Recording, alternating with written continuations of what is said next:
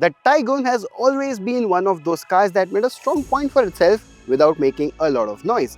Solid road manners, build quality, and a drive experience that was cut above most of the rivals in the segment.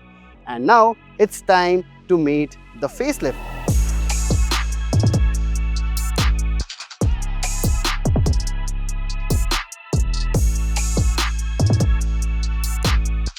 It gets revised styling, fresh colors, reshuffled variant lineup, and a handful of new features.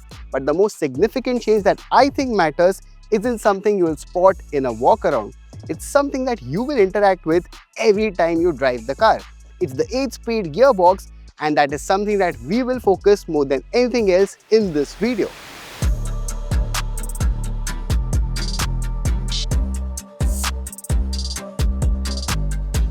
Now the big news here is that the 1-liter TSI petrol engine gets a new 8-speed automatic gearbox, and it replaces the 6-speed automatic gearbox. Both are torque converter units and both are manufactured by ASIN. And on the 1.5-liter side, the manual has been discontinued due to low demand, and it's only offered with a 7-speed DSG now. Now, Volkswagen claims that the reason to introduce a new 8-speed automatic gearbox is better emission, and in the process, it also has a better fuel efficiency. In fact, with this one, the fuel efficiency has bumped up and it's about 19.5 kmpl with the new gearbox, and that's actually quite impressive. Now, the real question is that with the extra 2 ratios, do you really get taller high-end gearing? In fact, it would be better for highway cruising. But that's actually not the case here, because currently we are doing 100 kilometers per hour in the 8th gear and it sits at around 2000 rpm, which, if you remember, was exactly the case with the 6-speed gearbox as well. So this thing doesn't really change for highway running. So where does the extra pair of ratios actually make a difference? In the bottom end and the overall refinement of the experience. In first gear, the car doesn't lunge ahead the way some automatics do, and the progression is more measured and composed. The shifts themselves feel smoother, and when you reach for the paddle shifters, the response is prompt and satisfying. That said, the 3-cylinder character of the 1-liter TSI is still present. At idle, there are vibrations noticeable on touch points such as the steering wheel, pedals, and as the revs climb, the engine note gets more pronounced, pointing to insulation that could do with improvement. The engine has adequate grunt and power for everyday use, but it doesn't disguise what it is when you push it. Now here's I would frame the difference between the two engines. The 1-liter automatic compared to the 1.5 automatic has a price difference of about 1,80,000 rupees. And in fact, the 1-liter would be classified as the one that you actually need, but the 1.5 would actually be the engine you really want.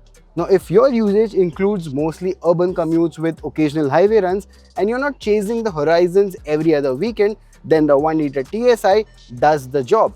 In fact, for the 1.5, you need to be the most enthusiast type and somebody who wants performance as the topmost priority while buying the car. In that case, the 1.5 is actually not just a preference, it's something that you would want by default choice. The Taigun's ride and handling setup is distinctly European in its character. At low speeds, it's on the firmer side, and broken roads and sharper ruts do filter through the cabin. And because the insulation isn't class leading, you also hear the suspension working through the rough stuff. It adds to the firm ride impression more than the actual suspension stiffness warrants. Pick up pace though, and the story changes. Ride quality improves meaningfully as speeds build, and on the highway the Taigun settles into a composed, planted demeanor that makes long drives genuinely comfortable. Although there is one observation worth flagging during this drive. The 1.5-liter variant felt marginally better in terms of ride quality compared to the 1-liter, despite both running on the same set of tires.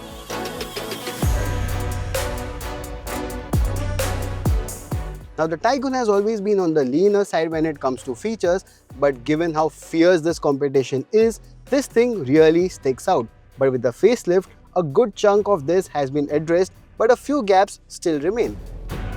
Things that the rivals offer but the Taigun doesn't. For example, blinds for the rear windows, no 360-degree camera, not even ADAS. You in fact don't even have a branded audio system, no electronic parking brake, and also the rear seat massage function that its sibling Skoda Kushaq has, the Taigun misses out on. Now these aren't real deal breakers, but if a buyer comes looking for these features, they won't find it in the Taigun. Then there are features that are present but where the execution needs work. The rear camera, for instance, the video quality is average in daylight, and the feed only looks acceptable after dark. For a car at this price point, that's underwhelming. The HVAC controls are touch-based without haptic feedback, and they aren't particularly intuitive to use on the move. Physical controls or at least tactile feedback would have made a meaningful difference to daily usability, and given how many rivals have moved in that direction, it's a miss that stands out more than it should. Now with the facelift, Volkswagen has also reshuffled and redistributed the features across the variant lineup. So broadly, the Taigun can be had in Chrome and Sport variants, with the Chrome variants running from Comfort line to Highline Plus, and also the top line including the GT Plus. Now our pick of this lot is the top line variant. That's because it's priced at 16 lakh rupees ex-showroom for the manual, and it gets most of the features that were introduced with this particular facelift. So it gets powered and cooled front seats, a panoramic sunroof, auto-dimming IRVM, 17-inch alloy wheels, and most of the things that tick the boxes that you want while buying a car in this particular segment. Now if the budget is a constraint and you're willing to let go of some of those features, the Highline Plus at 14,30,000 is a sensible alternative. It's not as well loaded, but it's capable, honest package at a price that's easier to justify. Now the Taigun facelift isn't a reinvention. In fact, it's a refinement, and for most of the part, it refines the right thing. For example, the new 8-speed automatic gearbox makes the 1-liter engine much more polished and efficient for everyday usability. And then there are the feature upgrades on the higher variants that makes the car much in line with what buyers expect at this particular price point. All that while keeping the core strengths of the Taigun intact, like good drivability and solid build quality. Now yes, there are gaps and we have called them out, but look at the broader picture and the new Taigun feels much more complete than the older one. So if the Taigun is on your shortlist, there are fewer reasons to look somewhere else. Now we have done a walk around of the entire car and also variant comparison of this particular Taigun. For that, head to the description box, and if you want to know the exact on-road prices of this car in your city, head to carwale.com, and we'll see you in the next one.